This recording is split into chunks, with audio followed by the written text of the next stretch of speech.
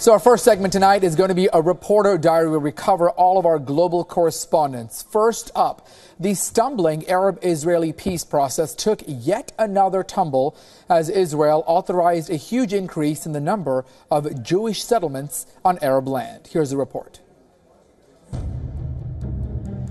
Israelis were out in force last week to mark 50 years of the capture of East Jerusalem from the Jordanian army, and to celebrate the defeat of the armies of 5 Arab countries, including Syria, Jordan, Iraq and Egypt. Today we had to celebrate the reunification of Jerusalem. We had to celebrate it as the eternal capital of the Jewish people. We had to celebrate it as the capital of the State of Israel. For the Palestinian Arabs, it was just another reminder of how they continue to live that defeat today.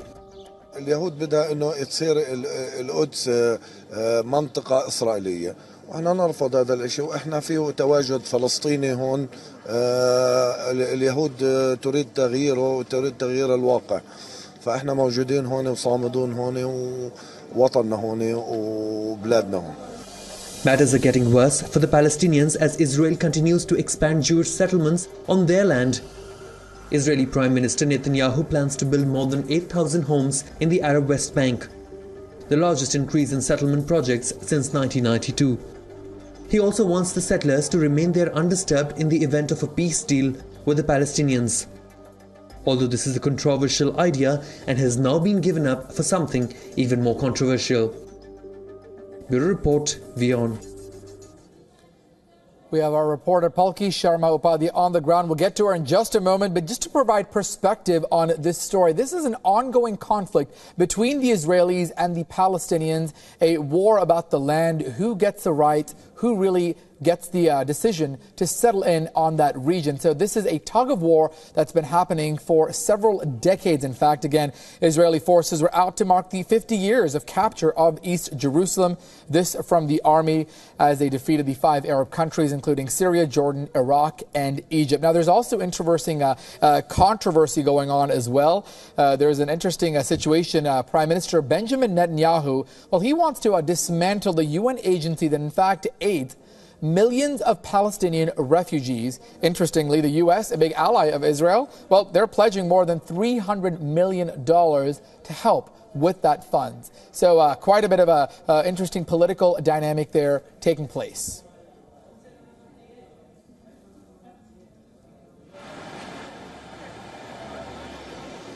All right, let's see if we get Palki Sharma Upadhyay, who is there on the ground in Jerusalem. She's had a busy day traveling from Tel Aviv to Jerusalem. Palki, if you can hear me, give us the mood there on the ground. What is it like there, dealing with the conflict that Israel and Palestinians have dealt with for several years now? How is it different there? What are you picking up?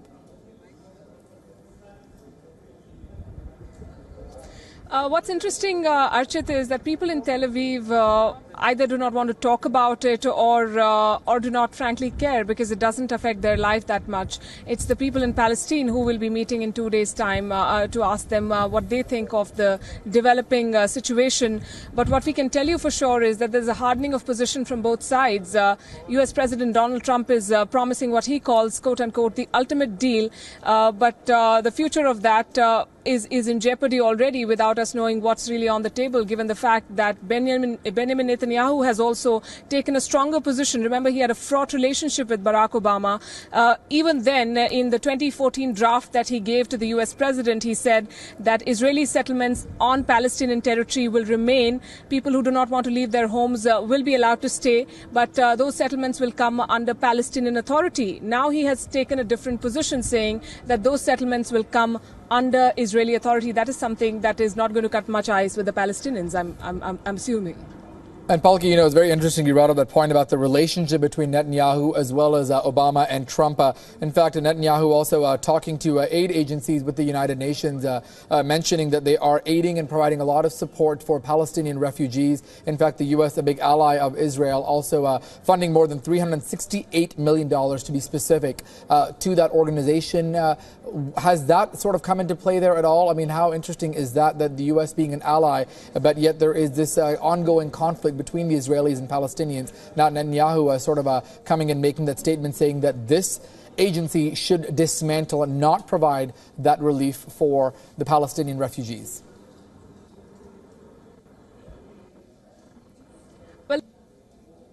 undergone a lot of changes. Netanyahu was US after Donald Trump's taking office, but then he was reportedly told by the US president to quote-unquote go slow on the settlements. When Trump himself visited this region, it did not go down as well as the Israelis had hoped, with an American diplomat putting a visit to the Western Wall on Trump's itinerary. He's the first sitting US president to have visited this region, and when questioned by the Israelis, the US diplomat is said to have told them that you have no jurisdiction on this region, which is something that further worsened the relationship. No Israeli leader or official accompanied the American president when he visited what is called the holiest site in Judaism. Having said that, the American administration also sent Nikki Haley, the US ambassador to the UN, to Israel last week. She's seen as a pro-Israel hand, and that is when Netanyahu is said to have told her about the UN agencies not helping the Palestinians, as you pointed out. So it's a wishy-washy. We do not know which way Donald Trump is really going to go when he talks about the peace deal. He's also looking at the Saudis. He's also looking at the other players in the region who will not want America to have a very tough position against Palestine. Palki, let me also ask you, I know you took the trip today, you were in Tel Aviv, you were in Jerusalem, you've sort of been exploring the area, certainly not, the ground sentiment must be very different in the two regions, or are they similar? The people that you were talking to, you mentioned earlier that not a lot of people want to talk about this. They're perhaps going about their everyday business. But is there a difference between the sentiment in Tel Aviv versus the sentiments in Jerusalem? Is anything being addressed? What are you sort of picking up there from the ground? Jerusalem is a very interesting city, not just because of the historical significance, not just because Israel wants it, the entire city to be its capital, while the Palestinians say that East Jerusalem is in our territory. This is also a city that is divided into four regions, very clear regions, quarters as they call it, along religious lines. There are the Armenians, the Christians, the Jews, and the Muslims. So we went to the Jewish quarters, where we saw a lot of places of historical significance, but also a lot of modernity. People were prosperous. There were shops, the latest brands, the best cars.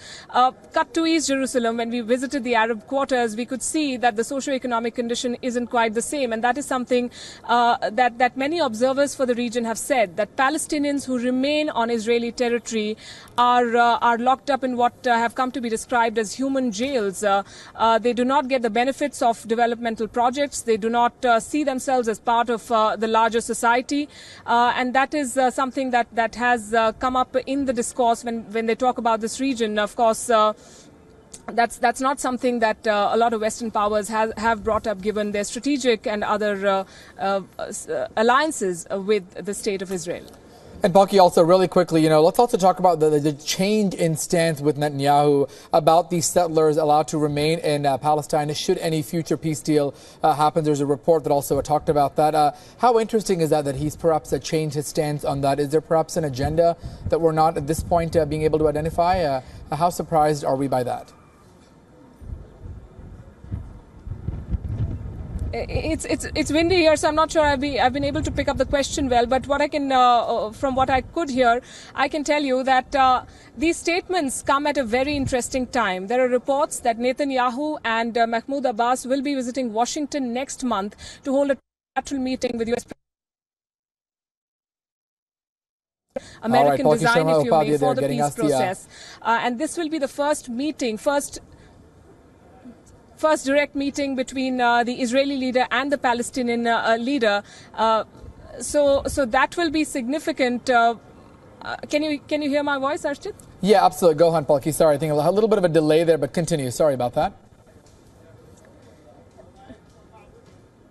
Yes. So this is going to be the first meeting of the two leaders, and it will be interesting to watch.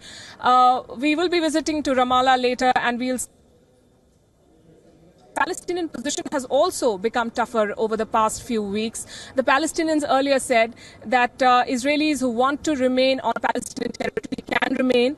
Now the Palestinian president has come out and said that we are looking at a Palestinian state without any settlers or settlements, which essentially means that areas which so far were only Jewish areas on Palestinian territory will not remain the same, non-exclusive. a non-exclusive Palestinian state, which means that people from other ethnicities can also come and buy homes there and live there. And this is something that has been referred to in the past as, interestingly, Israel has been compared to South Africa. They're talking about apartheid. They're talking about the very open racism, as some pro-Palestinian activists have called it, on the part of the Israeli state. They tend to leave out people Arab ethnicity from all developmental projects, and they're being pushed to the margins.